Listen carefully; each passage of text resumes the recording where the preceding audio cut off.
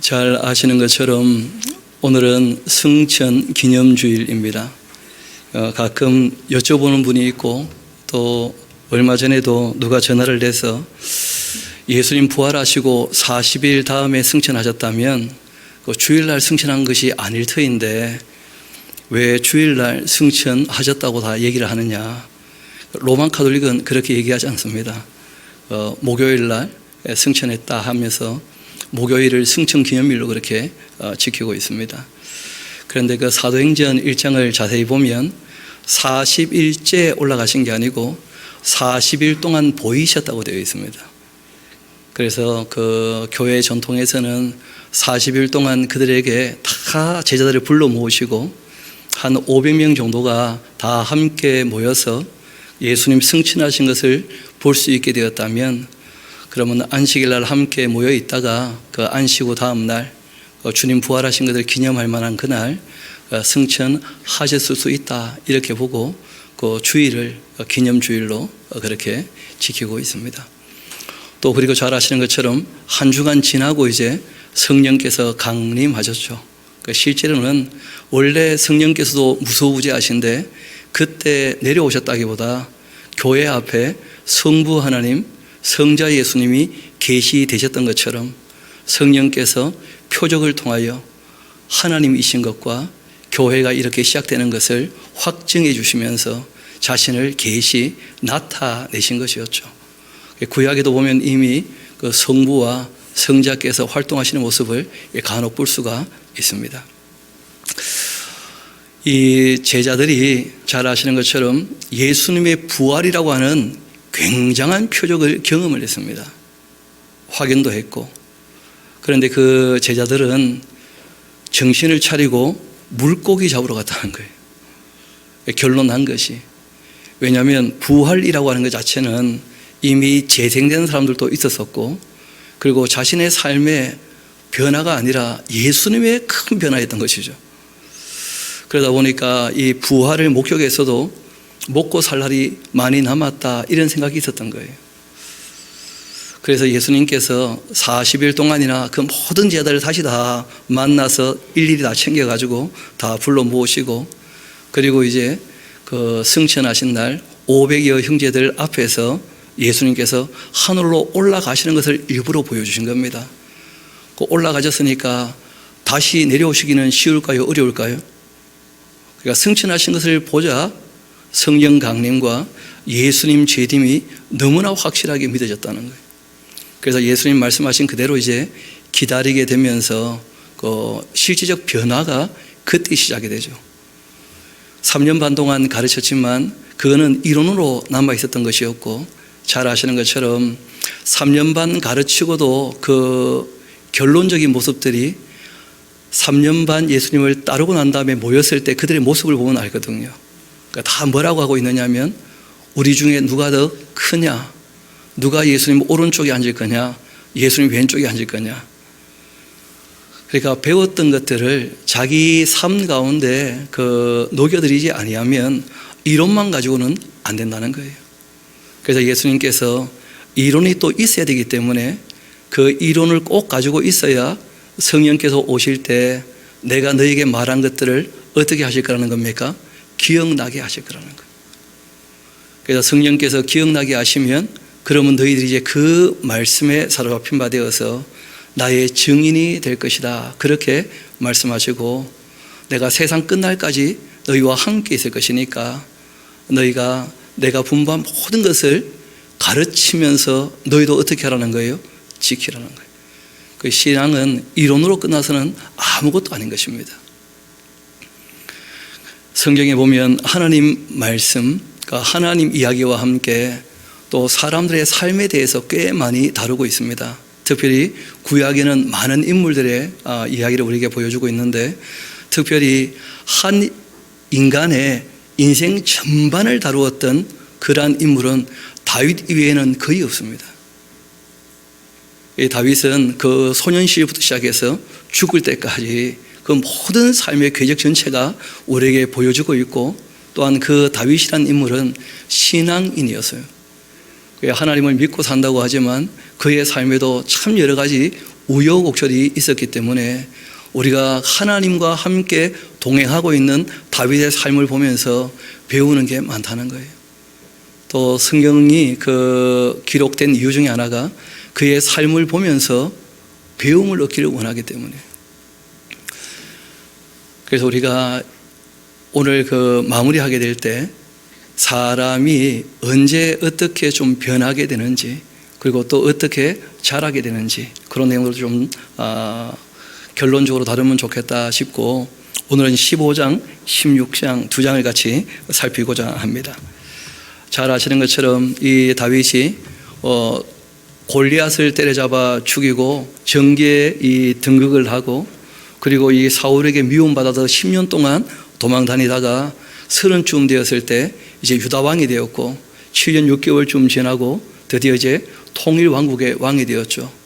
그리고 한 10년쯤 지나게 되었을 때 승승장구하시다가 이분이 이제 싸움터에 나가지 않고 우리아의 아내 바세바를 취한 일이 있게 되었고, 그리고 이제 한 2, 3년쯤 지나고 잘 아시는 것처럼 암논이라는 아이가 그 후에 이 일이 있었다면서 자기 여동생 이 다말을 강간하고, 그리고 한 2년쯤 있다가 압살롬이 자기 형을 죽이고, 그리고 이제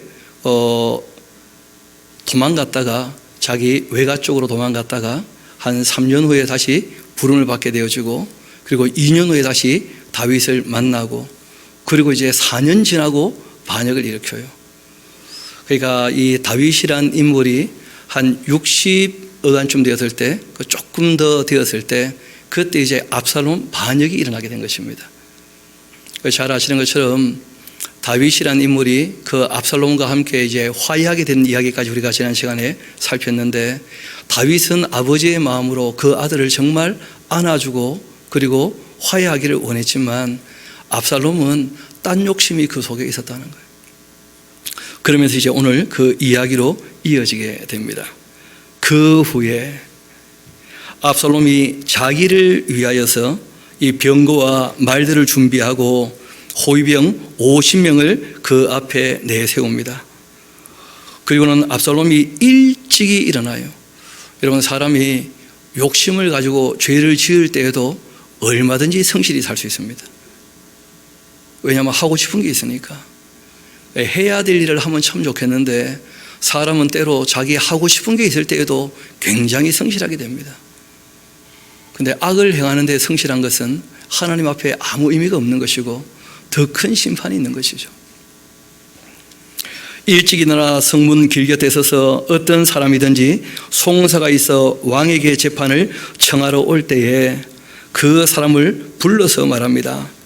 너는 어느 성읍 사람이냐? 그렇게 했더니 그 사람의 대답이 종은 이스라엘 아무 지파에 속하였나이다. 그렇게 하면 압살롬이 그에게 이런 말을 하죠. 보라, 너의 일이 옳고 바르다마는 너의 송사를 들을 사람을 왕께서 세우지 아니하셨다. 그렇게 얘기를 하는 거예요. 실제로 이게 다윗에게 재판을 받으러 가는 길이었는데 중간에 딱 끼어들어가지고 뭐라고 하느냐 하면, 다윗은 이미 늙어서 그 재판을 제대로 못하는 분인데, 근데 그분이 자기 이어서 일할 만한 사람을 아직 안 세웠다. 그런데 알고 보면 그 사람은 바로 나일 거야. 이런 식으로 지금 하는 거예요. 말 그대로 중간에서 가로채는 거죠. 이 사람이 야망이 있기 때문에 아주 성실하게 일을 합니다. 그렇게 얘기를 하고, 또 압살롬이 이르기를 내가 이 땅에서 재판관이 될 거고, 누구든지 송사나 재판할 일이 있어 나에게로 오는 자에게 내가 정의 베풀기를 원하노라. 그래서 백성들에게는 실제로 정의를 행합니까? 정의를 행하지 않습니까? 정의를 행하고 있죠. 그런데 이 사람이 행하는 정의는 사랑으로 말미암은 게 아니었다는 거예요. 자기 욕심으로 말미암은 거예요. 성경에는 그런 말씀이 있습니다. 내 몸을 불사르게 내어준다 할지라도 무엇이 없으면요, 사랑이 없으면 아무것도 아니다. 구제도 마찬가지고, 심지어 천사의 말을 한다 할지라도 무엇이 없으면요, 사랑이 없으면 아무것도 아니라는 거예요. 이론이 아무리 좋아도 사랑으로 하는 말이 아니라면 하나님 앞에서는 아무 의미가 없는, 실제로는 심판의 요소가 되고 만다는 거예요. 그래서 우리가 사람을 대해서 알기가 어렵다는 거예요. 백성들이 보기에는 압살롬이 고마울까요? 고맙지 않을까요? 너무 고맙겠죠. 겸손하게 자기들을 대해주면서 정말 정의롭게 일을 해주니까 백성들 입장에서는 너무 고마울 수 있는데, 그런데 하나님 보시기에는 압살롬이 백성을 사랑해서는 하는 일이 아니고 자기 야망 때문에, 자기 욕심 때문에 하는 일이에요. 사랑으로 하는 일이 아니거든요.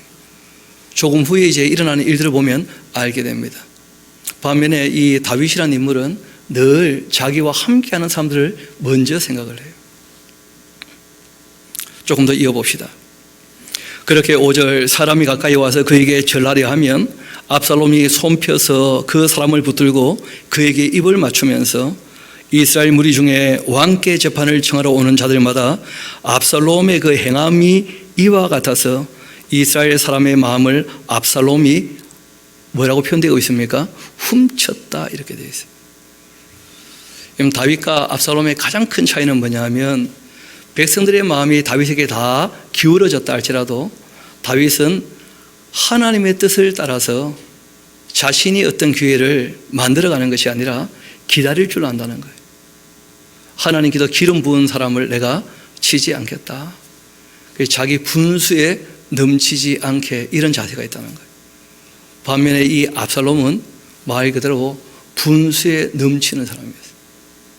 자기 것이 아닌데 다 다윗의 그 백성들, 그들의 그 마음들을 자기가 훔쳤다. 성경이 그렇게 표현하고 있습니다.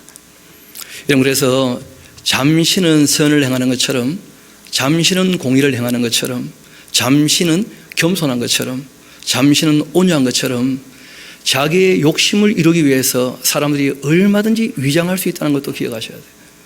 그게 사람이란 존재예요. 그래서 우리가 사람을 너무 쉽사리 믿어서는 안 될 뿐더러 그래도 또 믿어줘야 되는 거예요. 사람을. 참 쉽지가 않죠. 사람을 우리가 하나님이 신뢰하듯이 그렇게 믿고 따를 수는 없지만 그래도 그 사람이 언젠가는 돌이킬 수 있다는 것을 기억하고 우리가 기다려주면서 또 믿어줘야 되거든요. 그래서 이 사람들과 더불어 산다는 것이 쉽지 않을 수 있다는 거예요. 여러분 꽤 살아보니까 어떻게 만만합니까? 만만치 않습니까? 의외로 쉽지 않아요. 이 압살롬이라는 사람 꼭 기억하시기 바랍니다. 위장하는 사람인데 백성들은 다 압살롬에게 어떻게 보면 속은 것이죠. 그 욕심을 전혀 파악하지 못하고 그렇게 한 4년쯤 하게 되니까 정말 이스라엘 모든 사람들의 그 마음이 압살롬에게 다 기울어진 거예요.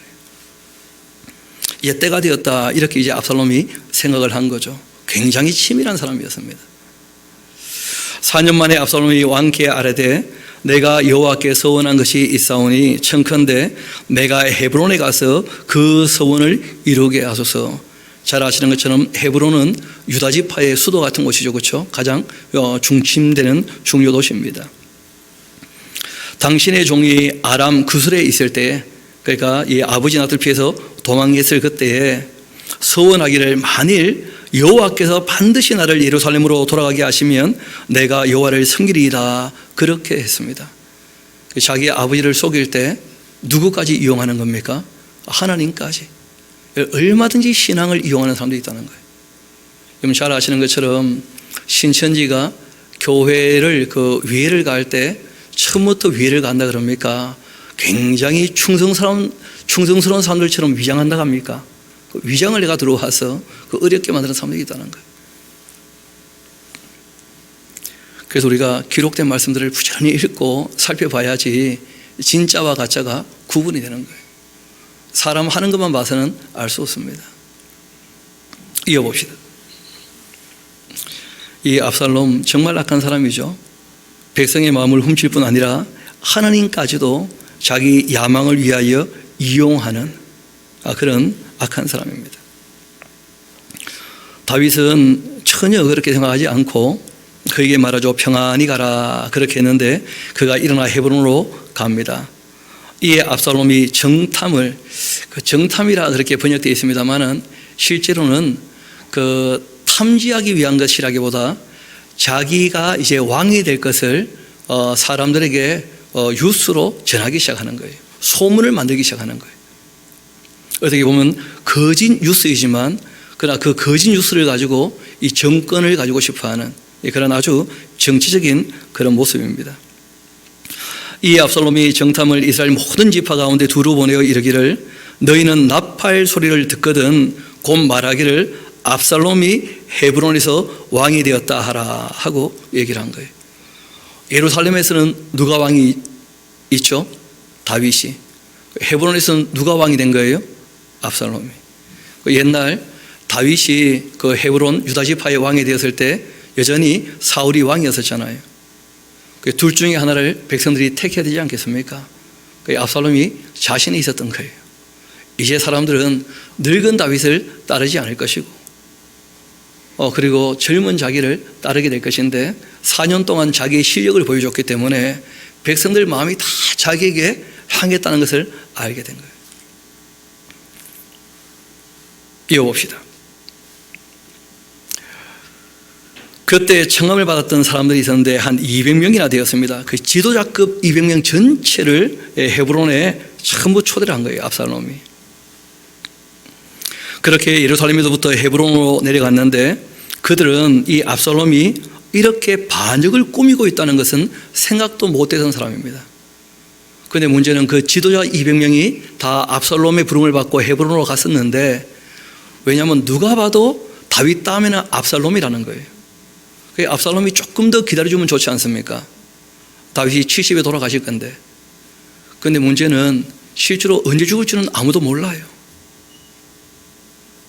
다윗이 또 자기에게 너가 내 후임이다 하고 인정도 안 해주고, 그러니까 이 압살롬 입장에서는 다급한 거예요. 자기도 나이는 먹어가고 아버지는 늙어가는데 늙는다는 것과 죽는다는 것은 또 딴 말이거든요. 그러니까 이 사람이 참 악한 마음을 정말 가진 거예요. 그래서 200명을 그렇게 다 불러 모아놓고는 거기에서 자기가 왕이라 얘기를 하게 되었을 때 200명 정도 되는 이 지도자급은 그때 아니라 하면 죽고 마는 거예요. 그리고 뭐 누가 봐도 그 권력은 그렇게 이양이 되는 것이니까 조금 무리는 있지만 뭐 인정을 해주자 하는 그런 분위기가 될 수밖에 없습니다. 이런 전체적인 이 흐름을 보았을 때 압살롬이라는 사람이 정말 지혜로운 사람. 그런데 이런 지혜는 악한 자의 지혜. 그 말 그대로 뱀처럼 지혜로워라. 그 뱀이 지혜롭다 하는 것이 바로 악한 자의 지혜를 얘기하거든요. 이 사탄의 그 지혜. 이어봅시다.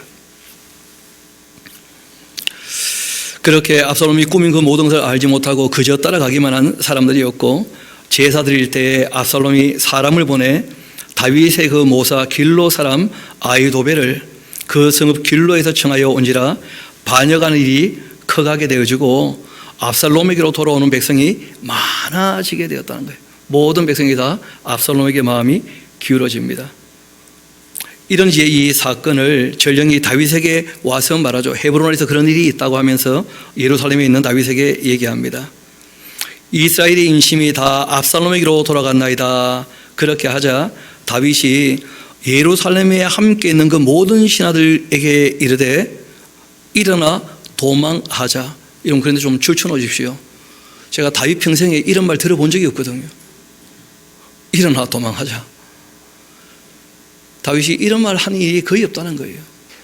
여러분 실제로 싸울 때 예루살렘이라는 성 자체가 시온 요새 중에 요새거든요.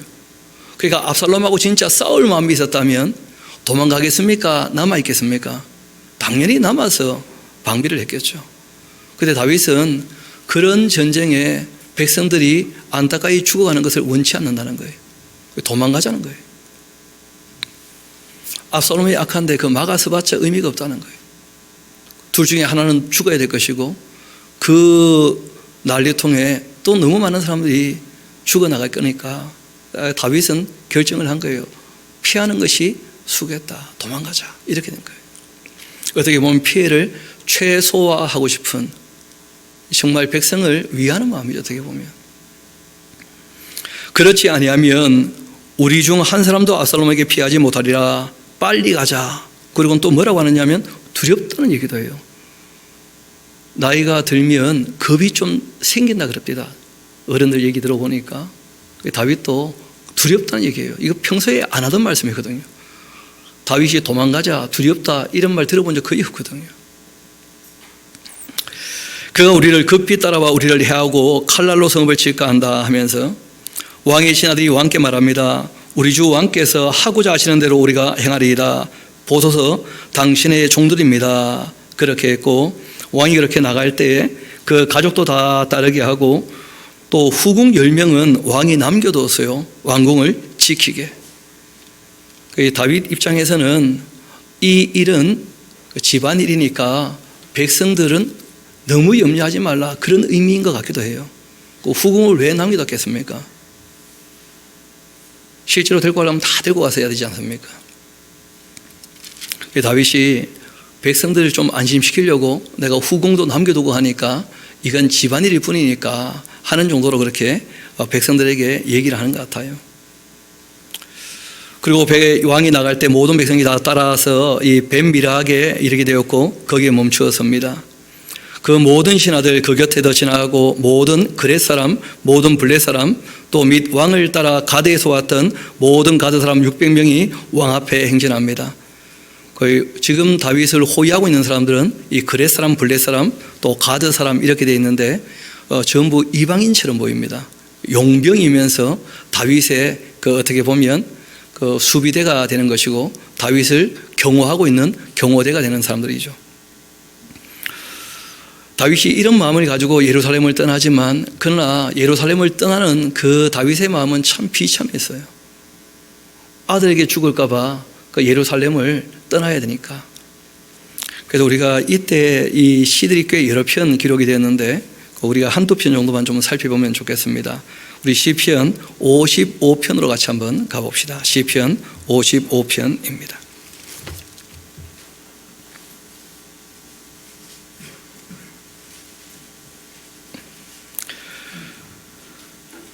구역성경 841면쯤에 있는데요. 하나님이여 내 기도에 귀를 기울이시고 내가 간구할 때에 숨지 마소서. 내게 굽히사 응답하소서. 내가 근심으로 편하지 못하고 탄식하고 있습니다. 이는 원수의 소리와 악인의 그 압제 때문인데 그들이 죄악을 내게 더하여 노하며 나를 핍박합니다. 내 마음이 내 속에서 심히 아파하면서 사망의 위험도 내게 이르렀습니다. 두려움과 떨림이 내게 이르렀고 공포가 나를 덮었습니다.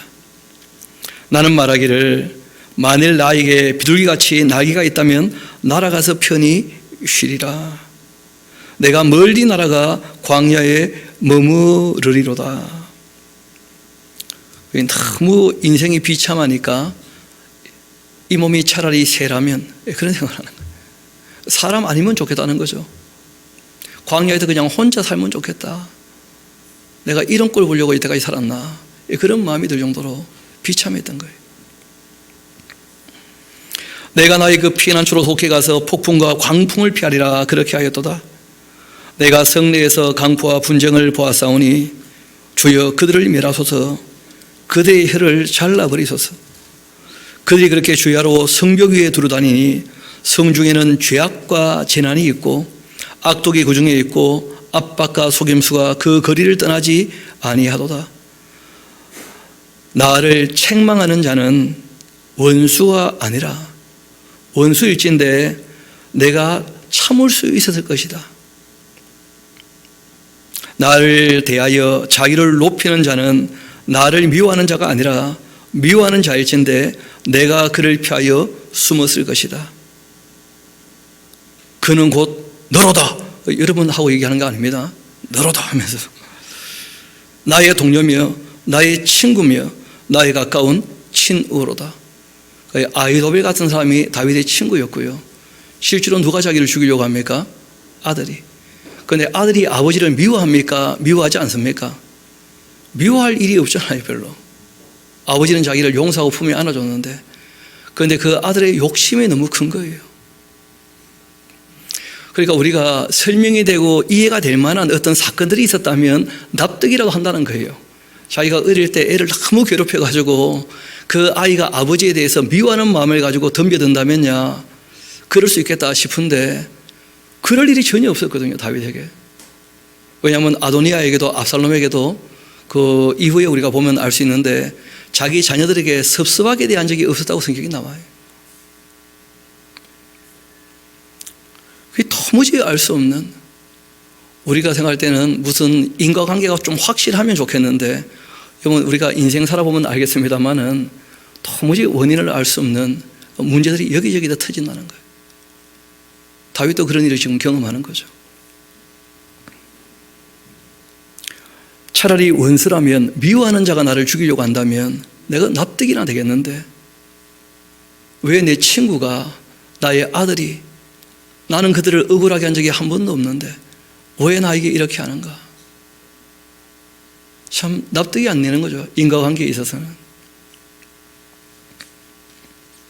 우리가 같이 재미있게 의논도 했고 무리와 함께하여 하나님의 집안에 다녔었는데 우리는 그 이유를 알죠. 이게 전부 다 뭐 때문입니까? 압살롬의 야망 때문에, 욕심 때문에. 딴 사람의 욕심 때문에 우리의 삶이요 힘들어지는 일들도 얼마든지 있습니다.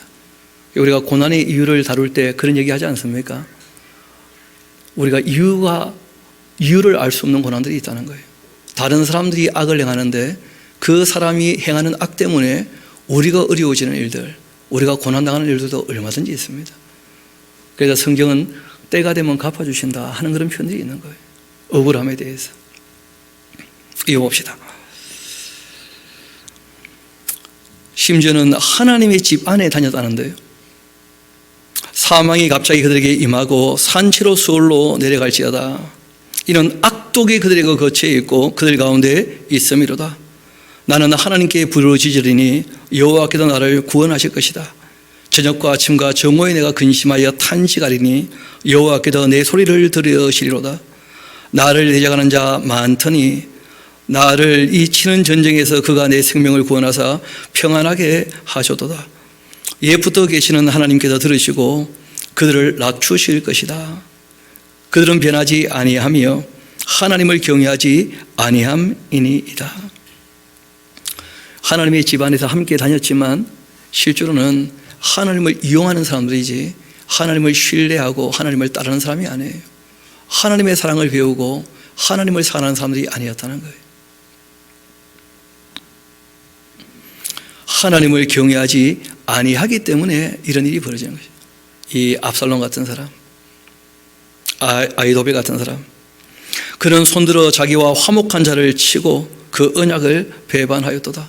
아버지는 품에 안기를 원했는데 그의 입은 우유기름보다 미끄러우나 그의 마음은 전쟁이었고 그의 말은 기름보다 유하나 그 실상은 뽑힌 칼이다. 그 아버지 앞에서 얼마나 압살롬이 참 기특하게 얘기를 합니까? 그런데 실상 지나고 보니까 뽑힌 칼이었다는 거예요. 진짜 버터 바른 것처럼, 우유기름이라는 게 버터 아닙니까? 버터. 그렇게 부드럽게 얘기를 했는데 알고 보니까 아니었다는 거죠.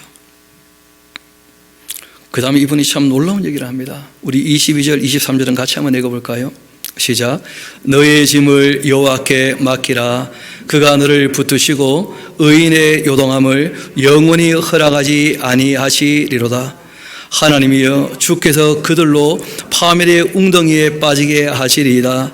피를 흘리게 하며 속이는 자들은 그들의 날에 반도 살지 못할 것이나 나는 주님을 의지하리이다. 아멘. 너의 짐을 여호와께 맡기라 했는데 알고 보면 다윗이 이러한 인생의 무거운 짐들이 그렇게 많았음에도 불구하고 이 짐을 능히 지고 끝까지 살아낸 이유가 있다는 거예요. 예수님께서 말씀하셨던 것이죠. 인생의 짐 지는 법이 있다는 겁니다. 그게 바로 온유와 겸손이에요. 나는 마음이 온유하고 겸손하니. 여러분, 다윗도 다윗이지만 예수님도 지셨던 짐이 그 가벼운 짐이 아니었지 않습니까? 3년 반 동안 공생의 기간 동안 예수님께서 사랑도 받으셨지만 참 많은 미움도 받으셨거든요. 모든 사람을 품에 안으려고 오셨는데 자기 백성이 영접하지 않더라는 거예요. 그런데 그 짐을 지실 때, 십자가라고 하는 그 짐까지 지실 때에도 온유와 겸손으로 지셨다는 거예요. 우리가 다윗의 이 삶을 보면서 그 온유와 겸손에 대해서 우리가 배울 필요가 있습니다. 다윗이 실제로 어떤 자세를 가지고 그 다음 길을 또 걸어가는지 우리 사무엘 하서 15장 다시 돌아오도록 합시다. 19절입니다. 이 벤미르학하고 이제 조금 더 내려가면 그 여리고 요단 나루턱이 있습니다. 여기 이제 오기까지 또 이 여정을 잠깐 더 소개를 하는 그 내용들이 나오는데, 그때에 그 앞이 이어지는 그때 아닙니다. 원에는 그때가 없어요. 그게 무슨 말인가 하니, 지금 벤미르학에 와 있지 않습니까? 근데 이 벤미르학에 올 때까지 어떤 일이 있었는지를 다시 한번 설명해 주는 거예요. 가드 사람 그 이때에게 다윗이 말합니다. 어찌하여 너도 우리와 함께 가냐? 나의 아들이 지금 나를 죽이려고 하는데 너가 어떻게 나와 함께 갈 수가 있냐? 너는 그 가드 사람 아니냐? 블레셋 사람, 용병인데 너는 쫓겨난 나그네이니까 돌아가서 왕과 함께 너희 곳에 있어라. 너는 어제 왔고 나는 정치 없이 가니까 오늘 어찌 너를 우리와 함께 또 돌아다니게 하겠는가? 너도 돌아가고 너희의 동포들도 데려가라. 다윗이 자기 아들과 싸울 마음이 있었다면 군사 한 명이라도 아쉬웠을 거예요. 그렇죠? 다윗 얘기가 뭐냐면, 너는 용병이니까 돈 받고 일하는 사람이니까 충성 너무 그렇게 하지 마라. 인생 살 때 너 또다시 그 압살롬에 가서 거기서 돈 받고 일하면 되지. 너 뭐 돈 받고 일하러 와가지고는 뭐 그렇게 이상하게 너무 충성하냐. 그러지 말라는 거예요. 다윗은. 다윗 입장에서는 참 그 사람의 삶의 형편을 다 헤아려 주는 거예요. 돌아가라는 거예요. 근데 이때라는 사람이 보통 사람이 아닌 거죠. 이 사람은 의리가 있는 사람이에요. 옳고 그름에 대해서 분간할 줄 아는 사람이죠. 이어봅시다. 다윗은 은혜와 진리가 너와 함께 있기를 원한다 하고 얘기를 했는데, 이때 이야기에 돌아가도 전혀 원수될 일이 없다는 거예요. 돈 받고 일하는 사람이니까. 그런데 이때가 왕께 대함합니다. 이르되 여호와의 살아계심과 내 주 왕의 살아계심을 두고 내가 맹세합니다.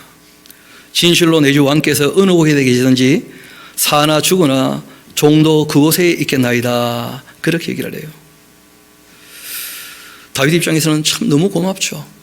자기 아들도 자기를 죽이려고 하는데 돈 받고 일하는 사람인 줄 알았는데 정말 충성스러운 사람이었다. 이때도 알고 보면 돈 베푼이 중요한 게 아니죠. 그건 당연히 사는데 필요한 것이고, 인간의 도리가 어디에 있는가, 그런 걸 생각하면서 한 걸음 한 걸음 움직이는 거예요. 나중에 이 사람이 가드 사람임에도 불구하고 다윗의 3대장 중에 한 사람이 됩니다. 다윗의 군대가 크게 3개로 나누어지거든요. 그때 이 사람이 그 대장군이 되는 거예요. 이때라는 사람, 그럴 만한 인물이죠. 이때가 왕께 대답을 하죠. 여호와의 살아계심과 내 주 왕의 살아계심으로 맹세하옵나니 진실로 내 주 왕께서 어느 곳에 계시든지 사나 죽으나 종도 그곳에 있겠나이다. 다윗이 이때에게 말합니다. 앞서 건너가라.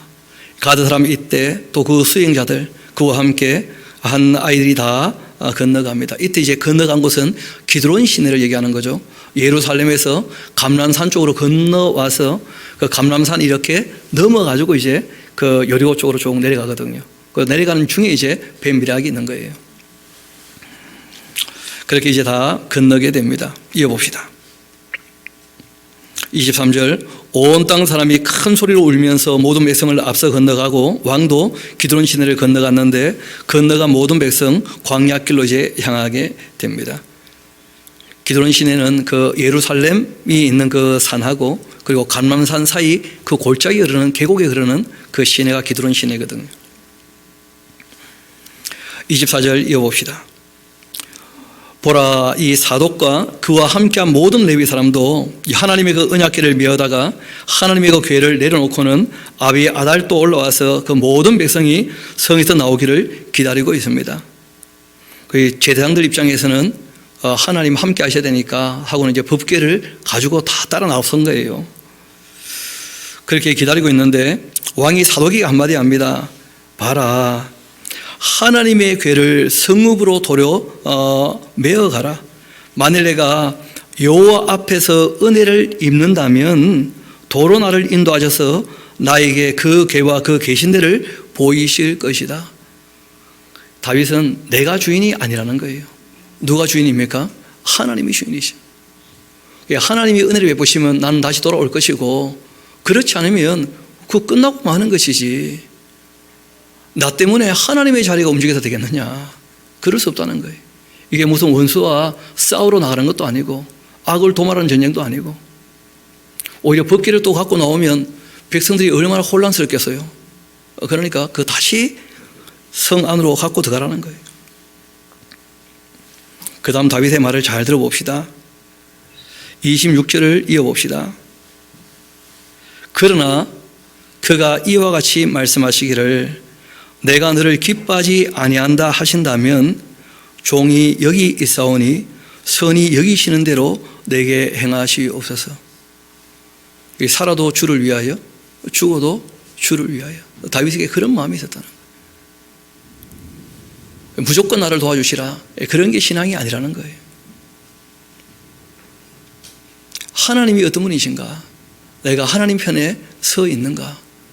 다윗이 힘들고 어려울 때, 그러나 나이가 많아졌기 때문에 신앙이 정말 성숙한 거예요.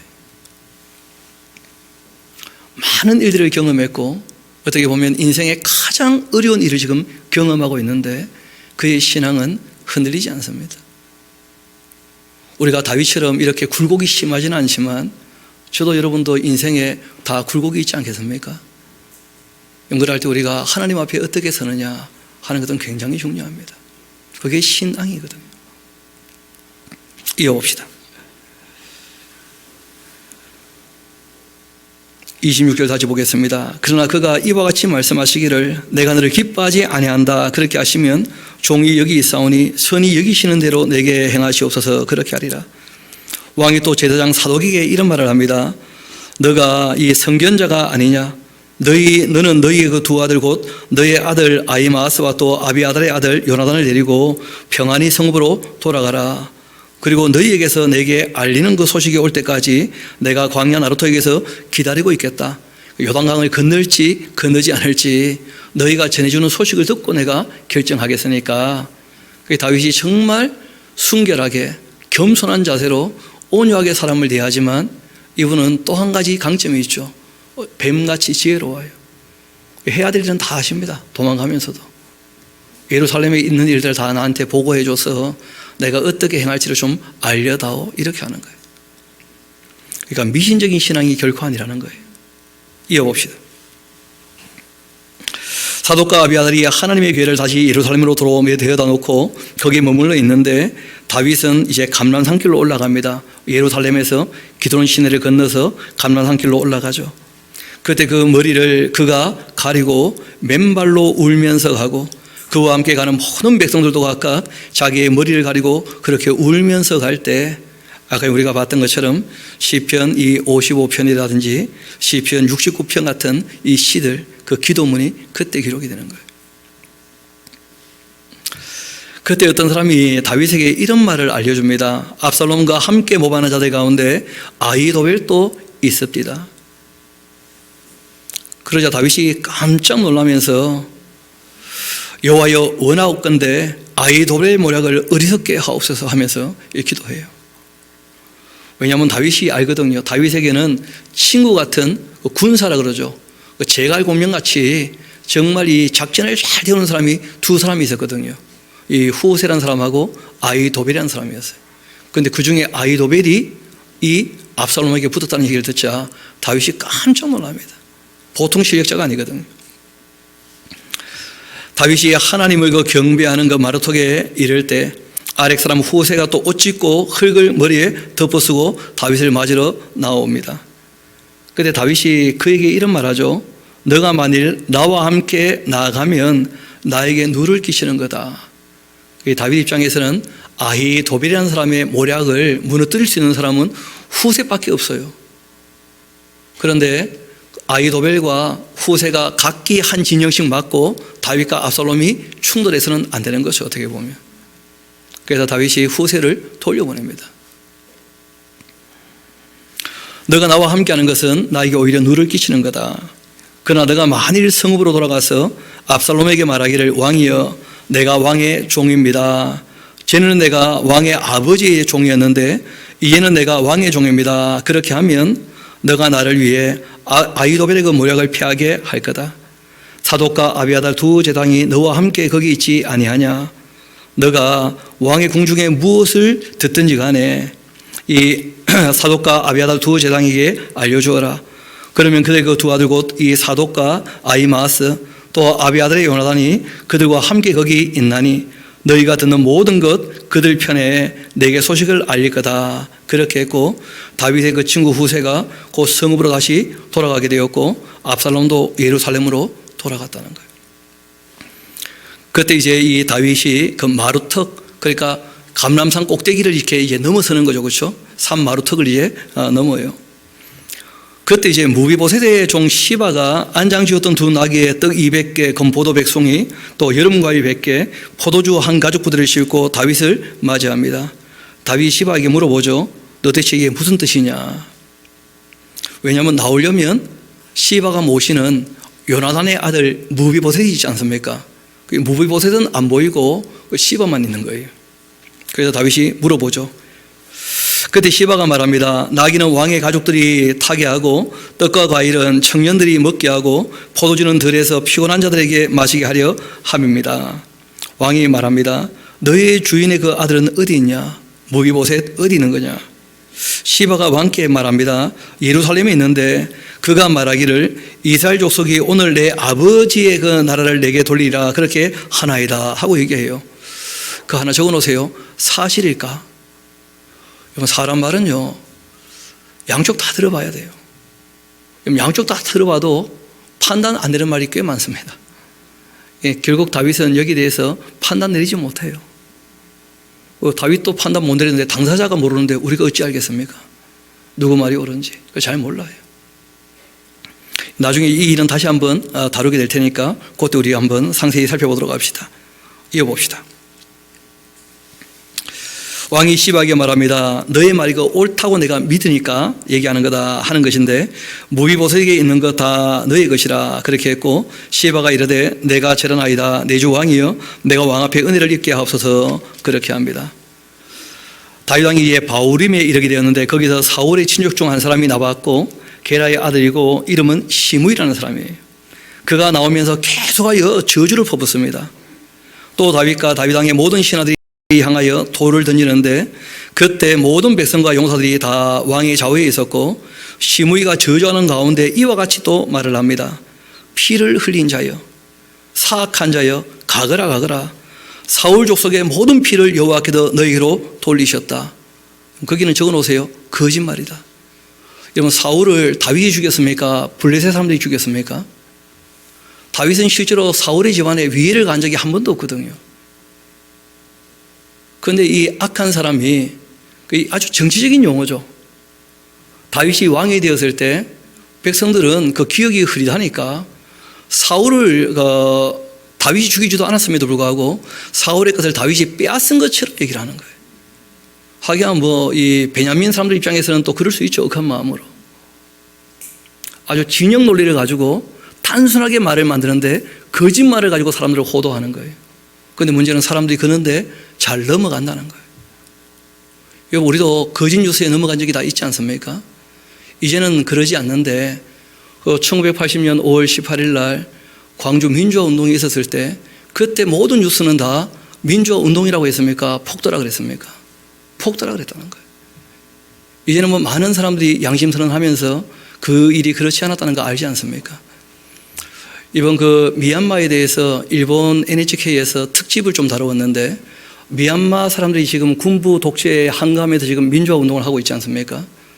민주화 운동을 하면서 이 미얀마 사람들이 제일 부러워하는 나라, 정말 본받고 싶은 나라가 대한민국이라는 거예요. 한국에 대한 호감도가 거의 69%, 96%랍니다. 69%가 아니고. 거의 국민들 대다수가 다 우리도 한국처럼 이런 어려움을 겪겠지만 민주화를 이루어가지고 우리도 발전해야 되겠다 하는 그런 여망이 다 있다는 거예요. 지금 미얀마 사람들 같은 입장에서는 제일 부러워하는 나라가 한국이랍니다. 우리나라는 다행히 민주화가 이루어졌고 그리고 이제 급속도로 발전하게 됐던 것이죠. 그런데 문제는 발전하면서 또 사람들이 악해가지고 빈익빈 부익부 현상이 심화되는 것이 또 문제가 되는 것인데, 참 오늘 5월 16일이니까 기억이 나서 잠깐 말씀을 드리는 거예요. 여러분, 이 정치인들은 진영 논리를 만들고 그 악한 구호를 많이 만들어요. 여러분, 그런 데 속지 않도록 조심해야 됩니다. 사실이 어떠한지를 파악을 해야 돼요. 그러지 않으면 쏘가도 쏘은 줄 모르는 거죠. 이 시무이라는 사람이 아주 못되게 말을 만들어서 정치적 선동을 하는 거예요. 피를 흘린 자여 사악한 자여 가거라. 사울 족속의 모든 피 여호와께서 너에게로 돌리셨다. 그를 이어 너가 왕이 되었으나 여호와께서 나라를 내 아들 압살롬의 손에 넘기셨다. 봐라, 너는 피 흘린 자다. 화를 자초하였다 하면서 전혀 이 다윗의 사정을 바르게 이해하지 못하고, 다윗이 지금 어려운 형편에 처한 것만 가지고 함부로 말하는, 그걸 가지고 또 자기 진영 논리로 삼고 자기 이익을 삼으려고 하는 그런 악한 사람들이 항상 있는 거예요. 근데 중요한 것은 이런 악한 사람을 대할 때 다윗의 자세예요. 압살롬을 대할 때도 마찬가지고 이 시므이를 대할 때도 마찬가지인데, 우리 9절 한번 봅시다. 수레의 아들 이 아비새가 왕께 여짜오되 이 죽은 개가 어찌 내 주 왕을 저주합니까? 청컨대 내가 건너가 그 머리를 베게 하소서. 왕이 말합니다. 수르와의 그 아들들아, 내가 너희와 무슨 상관이 있겠느냐? 그가 저주하는 것 여호와께서 그에게 다윗을 저주하라고 허락하신 것이다. 너가 어찌 그리 하였느냐? 할 자가 누구겠느냐? 또 다윗이 아비새와 모든 신하들에게 이르되 내 몸에서 난 아들도 지금 나의 생명을 헤아려 하는데 하물며 이 베냐민 사람이겠느냐? 여호와께서 그에게 명령하신 것이니까 그냥 그가 저주하게 어떡하라는 거예요? 버려두라는 거예요. 다윗은 악한 사람을 대적하는 것이 아니라 오른뺨을 치면 왼뺨을 돌리려는 심정으로 정말 온유하고 겸손하게 이런 삶의 그 모습이 다윗에게 나타난다는 거예요. 다윗 젊을 때는 이러지 않았거든요. 젊을 때는 본인만 다 옳은 줄 알았어요. 시편에 보면 젊을 때 아주 패기 넘치는 그런 시들이 꽤 나오거든요. 정의와 공의를 배우려면 나에게 오라, 이런 말을 해요, 다윗이. 그래서 다윗에게 가봤더니 지금 이러고 있잖아요. 그래서 다윗이 그런 고백을 합니다. 내가 젊을 때 하나님 앞에서 죄악 가운데 행했다, 이런 고백을 해요. 왜냐하면 자기가 생각해도 너무 교만했던 거라. 자기가 자기를 다 알지 못했던 거예요. 젊을 때는 다 괜찮은 줄 알았는데 여러 가지 환경이 바뀌면서 자신에게 있는 죄악된 모습들이 드러나는 것을 확인하면서 죄인인 것을 고백하게 되는 것이죠. 정말 중요한 것은 12절입니다. 여러분, 하나님 뜻밖에 일어난 일이 없을 뿐더러 과정 가운데가 아니라 실제로 하나님께서 모든 억울한 것을 어떻게 하실 겁니까? 풀어주실 거예요. 우리 한번 12절 꼭 박스 쳐놓고 우리 꼭 마음에 새겨둡시다. 같이 한번 읽어보시면 좋겠습니다. 12절 시작. 혹시 여호와께서 나의 원통함을 감찰하시리니 오늘 그 저주 때문에 여호와께서 선으로 내게 갚아주시리라. 그렇게 했다는 거예요. 그러니까 억울하게 저주받게 되면 누가 갚으실 거라고요? 하나님께서. 내가 저주받아 마땅한 사람이라면 저주 가운데 내가 망할 것이고, 내가 저주받은 일을 하지 않았는데 나를 저주하고 있다면 누군가가 하나님이 이 억울함을 다 풀어주실 것이다. 그러니까 내버려 두라는 거예요. 막아선다고 되는 것도 아니니까. 이런 게 다윗의 자세이죠.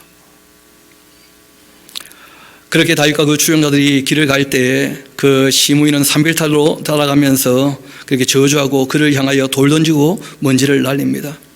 왕과 그와 함께 있는 그 백성들 다 피곤하고 한 곳에 이르러 거기에 쉬게 되었는데, 이때 이제 불렀던 노래가 있습니다. 그 시편 3편하고 좀 적어 놓으시면 되겠죠. 시편 3편. 실제로는 뭐 시편 62편, 또 25편, 또 109편 같은 이 시들도 다 여기서 기록이 되는데, 그 시편 3편 우리가 기록해 놓고 오늘 시편 3편 같이 한번 보도록 합시다. 여러분 잘 아시는 것처럼 다윗이 그 후세를 돌려보냈지 않습니까? 그럼 다윗이 생각할 때에도 자신이 예루살렘에서 나올 때 압살롬에게 속한 사람들 중에서도 기회를 엿보려고 다윗을 따라 나온 사람 있을까요, 없을까요? 충분히 생각할 수 있잖아요. 그게 다윗이 두렵고 불안한 이유는 다 거기 있는 것이거든요. 그런데 이분이 결단을 내렸어요. 내가 불안해한다고 그 불안이 자기를 지키는 게 아니거든요. 하나님께서 지켜주지 않으시면 아무 의미가 없다는 것을 이분이 아셔요. 인생을 오래 살면서 확실히 경험한 것이죠. 그래서 이분이 이런 고백을 합니다. 우리 시편 3편, 다윗이 그 아들 압살롬을 피할 때에 그 적은 시인데, 여호와여 나의 대적이 어찌 그리 많은지요. 다 자기 편인 줄 알았는데 압살롬이 반역을 할 때 보니까 다 적이더라고. 보니까 너무 많더라는 거예요. 일어나 나를 치는 자가 많습니다. 많은 사람이 나를 대적하여 말하기를 그 하나님께 구원받지 못한다, 그렇게 하고 있습니다. 저는 이런 내용을 쭉 읽을 때 다윗에게는 좀 미안하지만요, 나는 참 다행이다 싶어요. 왕이 안 된 바람에 사람이 참 너무 큰 인물이 안 되니까 그런 면에서 또 너무 큰 어려움만 당하는 것이 고맙다는 생각도 하게 돼요. 어떻게 보면 감당할 만큼 되는 것이니까, 다윗은 또 그걸 감당할 만한 인물이니까요. 이분이 이런 고백합니다. 여호와여 주님은 나의 방패시고 나의 영광이 되시며 나의 머리를 드시는 분이십니다. 내가 나의 목소리로 여호와께 부르짖으니 그 성산에서 응답하시는도다. 여러분 5절 6절 같이 한번 읽어볼까요? 시작. 내가 누워 자고 깨었으니 여호와께서 나를 붙드심이로다. 천만인이 나를 애워싸 진친다 하여도 나는 두려워하지 아니하리이다. 아멘. 그러니까 이분이 자고 일어난 거 보니까 살아있는 거 아니에요, 그렇죠? 그때 이분 고백이 하나님이 나를 지켜주셨다, 하나님이 성실하게 일하셨다, 하나님이 나를 보호하셨다, 그런 고백을 하는 거예요. 여러분도 자고 일어나서 눈 뜰 때 늘 이 고백이 있게 되기를 소망합니다. 우리가 누워 자면요 실제로 아무 생각이 없거든요. 옛날에는 주변에 누가 부시럭하면 늘 일어났었어요. 제가 의외로 조금 예민한 구석이 있었는데 한 4, 5년 전부터인가 아무리 부시거려도 안 일어나요. 알람이 2-3개 울려도 잘 못 일어나고 얼마 전에도 한번 새벽 기도에 늦은 적이 있거든요. 전화를 하셨더라고. 목사님 뭐 하고 계십니까? 그 점점점 좀 달라지는 것 같아요, 몸이. 그게 정말 누워서 옛날에는 예민하니까 바스락거려도 딱 일어나가지고 무슨 일인지 살피고 했는데 그거 안 되더라고요, 요즘에는. 그런데 아침에 일어난 거 보니까 하나님이 나를 지켜주는 게 너무나 확실해요. 게다가 이 다윗은 그 주변에 자기를 죽이려고 하는 사람이 얼마나 많습니까? 고백하잖아요, 많다고. 실제로 우리가 이런 이 우여곡절을 좀 봐야 일상이 유지되는 것이 얼마나 감사한 일인지, 정말 성실히 하나님께서 일하고 계신다는 것을 우리가 고백할 수가 있는 것이죠. 저는 개인적으로 이 시편 3편 참 즐겨 읽기도 하고 늘 묵상하는 말씀 중에 또 하나이기도 하고 참 좋아하는 그런 시편 중에 한 편인데, 다시 한번 제가 5절부터 읽어드리겠습니다. 내가 누워 자고 깨었으니 여호와께서 나를 붙드심이로다. 천만인이 나를 애워싸 진친다 해도 나는 두려워하지 않을 것이다. 여호와여 일어나소서. 나의 하나님이여 나를 구원하소서. 주께서 나의 모든 원수의 뺨을 치시며 악인의 일을 꺾으셨나이다. 하나님 편에 서면 된다는 거예요. 하나님의 원수는 악한 자들이니까 악한 자는 하나님께서 반드시 심판하실 거예요. 다윗이 그것을 이제 의지하고 하나님 편에 서겠다는 것을 명확히 하고 있죠. 구원은 여호와께 있습니다. 승리는 전능하신 하나님께 있다는 거예요. 주의 복을 주의 백성에게 내려 주옵소서 하면서 다윗이 자기의 형편을 하나님 앞에 내어놓으면서 정말 하나님을 의지하는, 그리고 감사하는, 하나님께 영광을 돌리는, 그런데 이 영광을 돌리고 있는 그 입장은 지금 어떤 형편입니까? 아들에게 죽을까 봐 도망가고 있는 그런 형편이었거든요. 우리가 신앙이라고 하는 것은 우리 삶의 환경 때문에 바뀔 수 없다는 거예요. 중요한 것은 그 사람이 어떠하냐 하는 것이죠. 그 사람이 어떠하냐. 그래서 처음 말씀드렸던 것처럼 사람이 어떻게 이렇게 바뀌게 되었는가. 다윗이라는 사람도 많이 시간이 지나면서 성숙한 것이거든요. 다윗이 이렇게 우리에게 어떻게 신앙이 자라면서 또 사람이 바뀌는지를 잘 보여주고 있는데, 제일 먼저가 하나님께서 은혜를 베푸셨다는 것이 확실히 깨달아져서 하나님께 감사하게 되어지면 진짜 범사에 감사하게 됩니다. 범사에. 이분이 늘 고통 가운데 시를 처음에 시작하지만 그러나 마무리할 때마다 늘 감사로 마무리를 해요. 이분이.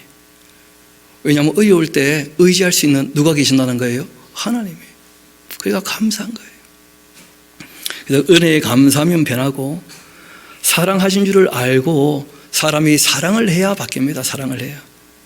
다윗도 자기 아들을, 백성을 사랑하니까 그 삶이 많이 바뀌어요. 그리고 사람이 진리를 배워서 진리에 순종하면 당연히 바뀌게 되겠죠. 받아들여야 진리를. 그리고 무엇보다 자기의 악함을 인정하고 회개해야 바뀝니다. 사람이 자기가 악한 줄을 모르고 죄인인 것을 인정 안 하면 안 바뀌어요. 괜찮은 줄로 아는데 왜 바뀌겠어요? 나 이만하면 괜찮다. 여러분, 그렇게 선줄로 생각할 때 넘어질까 주의하라는 거예요. 알게 모르게 우리가 그럴 수 있거든요. 나 이쯤 되면 괜찮지 않는가. 그게 곧 악한 거예요. 교만이라는 거예요. 교만. 이 사람이 또 약한 줄을 알고 겸손해야 됩니다. 자기가 약한 줄 알고. 그리고 무엇보다 죄에서 우리를 건지셨다. 또 사망에서 우리를 건지셨다. 우리가 할 수 없는 것을 누가 해주신 거예요? 하나님께서. 그러니까 우리가 정말 하나님 앞에 겸손할 수밖에 없고 또 온유하게 살 수밖에 없는 거예요. 우리 주님께서 우리를 그렇게 대하셨거든요.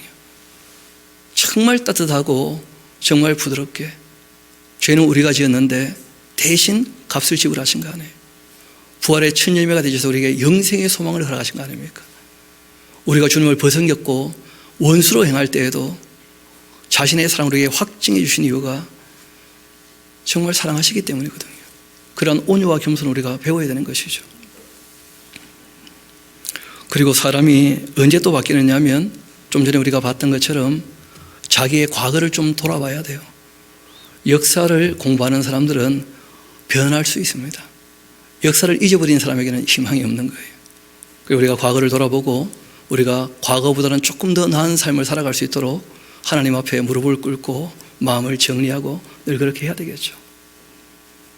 그래서 오늘 우리가 함께 말씀을 쭉 살피면서 다윗의 삶의 한 자락을 보게 되었는데, 우리 주님께서 우리의 삶에 대하여 다윗의 인생을 통해 말씀하시는 교훈들, 저도 여러분도 마음에 잘 새기고 우리도 나이가 들어갈수록 하나님을 더욱더 경외하며 신앙이 자라게 되는 저와 여러분 되기를 소망합니다. 우리 함께 기도하도록 하시겠습니다. 아버지 하나님, 참 감사합니다. 다윗이 그 아들을 대하는, 또 자기를 저주하는 시므이를 대하는 그런 자세를 보면서 우리가 이 땅에서 하나님 앞에 살아간다는 것이 무엇인지를 다시 한번 생각해 보게 됩니다. 본인에게는 잘못이 없는 것처럼 여겨져도 큰 고난이 닥쳐올 때 하나님 앞에 어떤 자세로 엎드려야 되는지도 보게 하신 것 감사드립니다. 실상 죄 없는 사람이 없을진데 저희들이 주님 앞에 늘 겸손한 자세로 서게 하여 주시고, 또한 주님께서 부탁하신 대로 온유함으로 사람을 대할 수 있게 주님 우리 마음을 일깨워 주옵소서. 모든 것을 주님께 의탁합니다. 또한 감사를 드립니다. 이 모든 말씀 저희를 사랑하시는 우리 구주 예수님 이름으로 기도합니다.